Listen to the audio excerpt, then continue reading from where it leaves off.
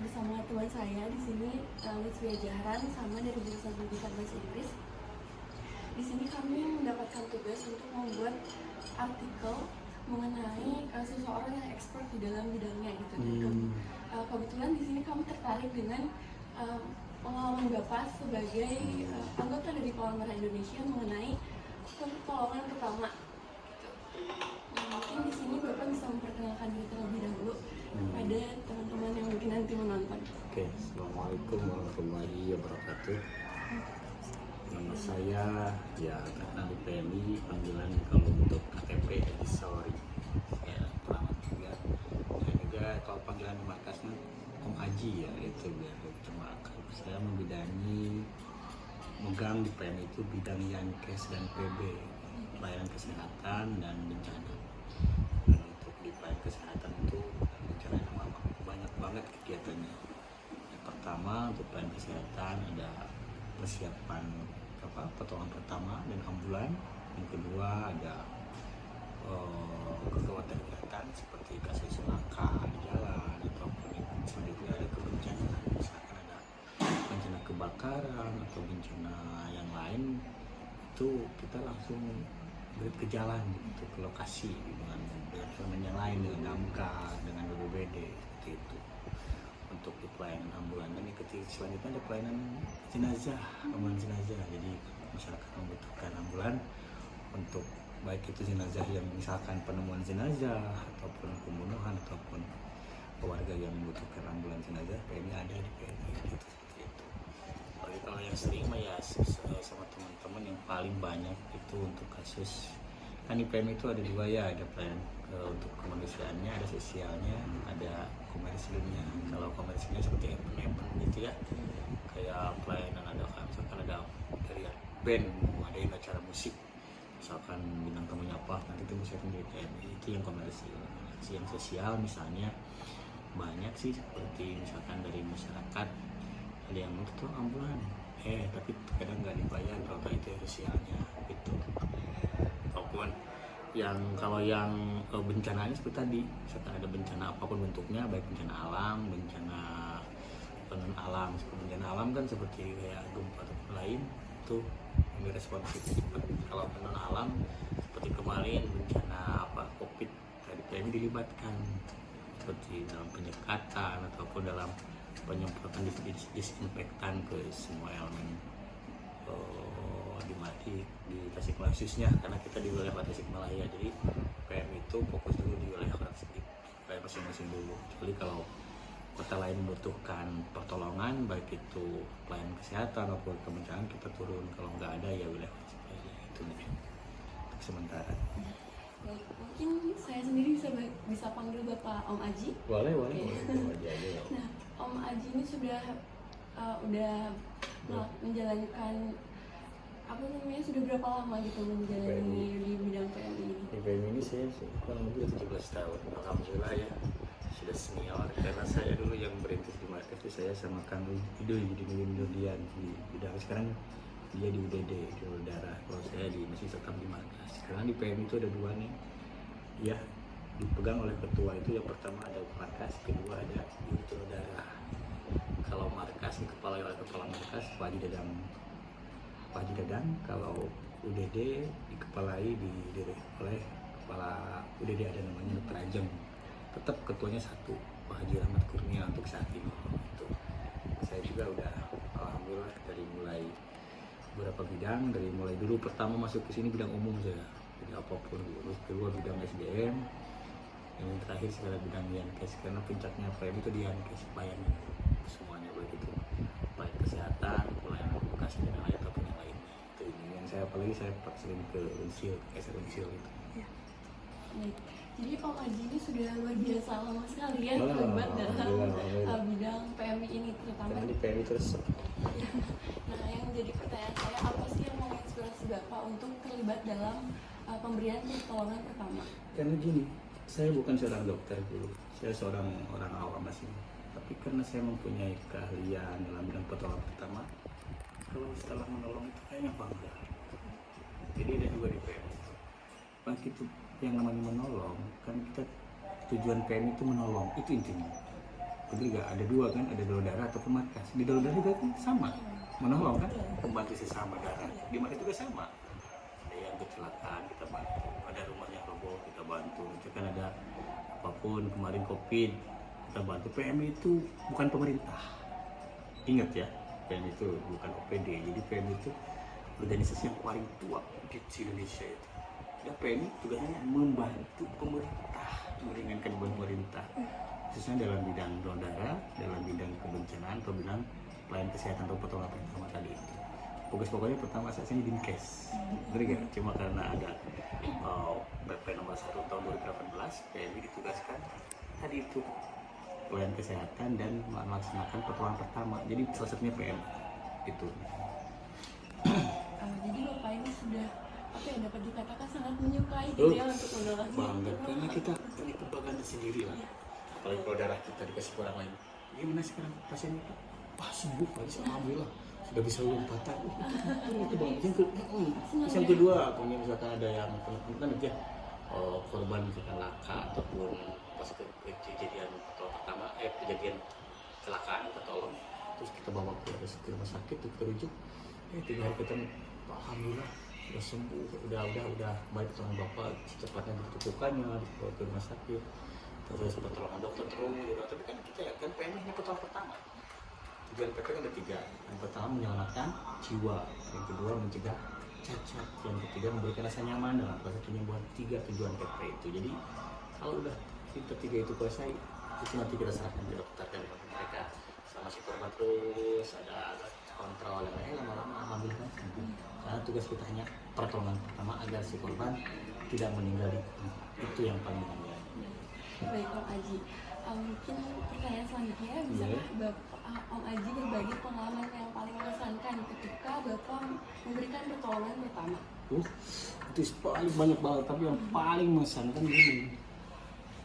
Ada seorang ayah yang mensupport anaknya lagi main bola.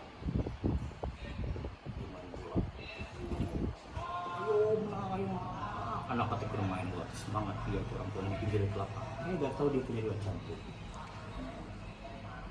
Kan saya tahu gak dia 2 jantungnya, kata dia apa gak tahu saya. Tapi waktu itu dia bergorowokan, belum makan apa lagi parah-parah, langsung kunci nafas di jantung. Itu yang bikin wow, itu pertama kali gitu. Tapi alhamdulillah karena kita mempunyai kemampuan dalam pertama itu di RJP. Di ambulan, padahal udah telat 3 menit udah amit-amit. Udah nggak ada nafas nih, nggak ada nadi ini nggak ada. Tapi alhamdulillah pas di RJP di ambulan, mau diberhenti batuk, wah saya bangga. Pas batuk tiba-tiba udah sembuh. Apa? Bukan sembuh, ada nafas, ada respon. Tapi kan nggak ada. Itu yang pilih. Bahkan saya bukan dokter, saya berawat. Tapi itulah makanya. Kita sudah, karena kita kalau mereka udah di RJP batuk, tiba-tiba ada nafas kembali dan alhamdulillah korban buat IGD kita sudah hari dirawat alhamdulillah. Itu yang bikin bangga. Padahal saya juga dokter. Itu bangganya lah. Dan nantilah karena di PMI itu mulia. Cerita saya cerita sama korban. PMI itu kan kedua untuk kebaikan. Kan Tuhan itu nggak mungkin ngasih rezeki kalau kita berbuat baik satu, kebaikan akan 1000 kali. Itu yang dirumusnya. Berbuat baik sih benar insya Allah. Rezeki kita itu karena kita rezeki itu bukan kita kesehatan. Jadi kita keluarga aman dari kesakitan lain. Jadi ada rezeki. Kita selalu berbuat kebaikan. Om Aji ini berarti sudah mendalami pengalaman Merah Indonesia dalam pertolongan pertama sudah sangat lama kan ya. Nah mungkin Bapak bisa berbagi kepada kita gitu, apa sih pentingnya bagi setiap orang itu untuk mengetahui bagaimana cara untuk menolong orang lain dalam pertolongan pertama. Pertolongan pertama itu tidak dilakukan hanya oleh dokter aja, orang awam pun aja itu bisa. Kenapa? Karena untuk mencegah si korban mau ke situ, paham nggak? Karena bisa orang tukang parkir, tukang dagang, pokoknya dilatih RJP yang betul latihannya, jangan sampai terus penanganannya betul, jangan sampai penanganannya pas lukanya sedikit pas penanganannya salah ngangkatnya jadi patahnya jadi 2, ataupun yang tadinya belum, maaf ya, karena ininya nggak ditengahin begini bahwa korbannya jadi meninggal kan, nafas tertutup. Tapi kalau seperti ini nggak ada faktur, insya Allah. Jadi yang namanya PP itu bisa dilakukan oleh orang awam, teman-teman, siapapun boleh, tukang ngaduk, tukang dagang boleh, dilatih oleh kalau udah bisa mempraktekkan. Karena kan kalau udah bisa di rumah buat nanti Adi sakit sedikit di kompres kan, cara-caranya tahu. Karena di PP itu tidak hanya merawat luka, merawat keluarga yang sakit yang rumah di rumah, misalkan ada keluarga yang sakit juga kita bisa, misalkan cara mengganti cara mengkompres, cara mengganti yang lain itu dilakukan, ada cara mengganti spray itu ada materinya di PMI seperti itu. Bagus banget tadi PMI ada. Jadi menurut Bapak dasar pertolongan pertama untuk individu itu sangat penting ya, untuk setiap individu. Nah, mungkin untuk pertanyaan selanjutnya akan dilanjutkan oleh rekan saya, karena kita dibagi 2 pertanyaannya. Oke, mungkin di sini saya akan melanjutkan pertanyaan yang sebelumnya gitu. Jadi menurut Om Aji gitu ya, apa aja sih ciri-ciri utama yang menjadikan seorang pemberi pertolongan pertama itu memberikan kesan yang baik gitu? Yang pertama, kita harus komunikasi dengan ramah. Kalau si korbannya sadar, kita minta izin dulu. Assalamualaikum Bang, saya dari anggota Palang Merah Indonesia, anggota Palang Merah, punya kemampuan yang bidang pertolongan pertama, izin menolong. Yang penting senyum aja. Jadi harus terus, atau kalau ada saksi misalkan ada saudaranya, atau kita minta izin dulu ke saudaranya. Apakah diperlukan untuk menolong? Itu paling enak. Tapi kalau misalkan nggak ada saudara, nggak siapapun, dia tergeletak, misalkan kecelakaan tunggal ya, tetap kecelakaan tunggal juga tetap kita komunikasi dulu dengan ada saksi lah. Takutnya kan seperti korban kita bawa, terus kita bawa meninggal, kan takut tahu si korban kita bunuh atau apa kan, takut kalau nggak ada saksi. Jadi kalau ada orang dipisahkan lah, komunikasi dulu sama orang sekitar. Nah, ini komunikasi yang baik. Kalau misalkan, tapi insya Allah kalau kita ngomong apa istilahnya memperkenalkan diri saya anggota PMI, insya Allah bisa tahu bahwa ide PMI dengan pertolongan pasti mereka bisa. Masa anggota PMI dulu bisa seperti itu. Walaupun kalian bukan dokter, tapi kalau udah ngomong PMI pasti itu nggak ngapain PMI silahkan. Itu yang bikin kita bangga dan komunikasinya itu jelas. Kalau PMI pasti mereka sukses. Karena apa? Contohnya gini, kalau di tengah jalan ada, misalkan ada mobil tuguling ya, Pertamina tuguling, yang boleh ke lokasi hanya satu, wartawan sama PMI. Yang lain biasanya ngali ngumpul. Yang boleh masih ditanya PMI doang. Apalagi suka ada garis polisi. Itu tapi bawa tas PP. Kalau si korbannya masih ada di situ. Tuh, kalau sebenarnya nggak ada, tapi kalau si korbannya ada di lokasi. Tuh. Jadi komunikasi itu yang paling penting. Iya, karena apalagi dengan sekitar gitu. Karena kita kalau salah membawa atau nggak ada komunikasi, itu nanti kita disalahkan sama pihak kepolisian. Apalagi kalau misalkan, kan kalau kecelakaan ya, terus satu meninggal, satu enggak. Yang kita tolong yang mana? Yang enggak kan? Iya. Yang enggak, yang meninggal ngapain kalau? Enggak, ya udah pastikan meninggal. Cuman kita nggak ngasih enaknya bawa korban tersebut ke ambulan. Kita nunggu polisi dulu, kan itu tulis polisi. Kenapa nih? Kalau yang orang yang mencuri gini, itu baru kita turun kayak gitu. Tapi tetap kita izin dulu ke warga ataupun biar ada, ataupun ke polisi kita tolong. Tadi yang udah meninggal paling nanti udah polisi. Nanti kalau pada polisi udah diidentifikasi udah beres, kita polisi itu udah beres. Mengapa ini silakan bawa ke bagian aja. evakuasinya Itu, gitu. berarti itu bagian evakuasi nggak pada sampai ya. Lalu di Palang Merah sendiri ada nggak pelatihan untuk individu dalam keterampilan, meningkatkan keterampilan pertolongan? Ada, itu biasanya tergantung. Kalau misalkan komunitas apa, terus minta sudah datang ke PMI, pengen dilatih. Perusahaan apa, misalkan perusahaan apa itu, gacoan, katanya semua karyawannya pengen dilatih sampai 3K, terus mereka juga ke sini kita latih di sana, ataupun di sini teori dulu baru praktek. Jadi pertolongan seperti itu. Nanti kalau minta perawatan, misalkan P3K ataupun yang lain, nanti mereka bisa disediakan di sana. Jadi dari instansi kayak gitu juga Boleh, iya kan ada kan, makanya yang boleh mengadakan pertolongan pertama itu hanya PMI sama Dinkes tuh, misalkan hotel apa hotel Metro, ayo kesini Pak Jisman dilatih PP 4 hari dari mulai pegawai daruratan maupun pingsan sampai penanganan luka bakar, luka siap, jadi kita latihkan. Tapi nggak banyak, ya minimal maksimal itu 30 orang. Kalau benar 10 orang wah jadi atau misalkan perwakilan dari masing-masing baik bidang seperti ada 2, bidang umum ada 2, jadi gitu. Saya juga suka melatih di perhutani dulu pernah. Perhutani wilayah nanti saya latih di hotel di Mangkubumi itu 20 orang, cowok saya ada. Jadi pelatihannya tuh berupa teori ada dan praktiknya juga ada. Terus kalau sebutan anak yang dibutuhkan ini ketika PP, jadi mereka kadang beli kita atau bukan mereka beli. Biar lebih mantep gitu Jadi nanti si kalau ada korban luka-luka dikit atau masa luka-luka dikit aja masih dibawa ke rumah sakit gitu. Bukan dua aja kan. Daripada sekarang meninggal di jalan. Karena enggak lagi sudah pokoknya seperti pendarahan atau luka ini ditutup dulu agar darah tidak banyak keluar. Sekarang kalau lebih dari 10 menit 15 menit orang banyak keluar itu bisa menyebabkan kematian. Makanya lu kalau nggak ada luka darah itu ditutup apapun bisa, tapi darahnya ini bukan memberhentikan tapi menghambat dan kalau agak untuk orang-orang kehidupan. Di sini kan kalau ada luka ditinggikan, itu kan menghambat darah keluar. Kalau di bawah gini diatur di bawah darah itu keluar. Jadi harus lebih tinggi dari jantung. Iya itu kalau sirup dengan syarat artinya bukan patah. Kalau patah jangan diangkat. Wah, benar nggak? Wah, orang marah. Mungkin pertanyaan selanjutnya.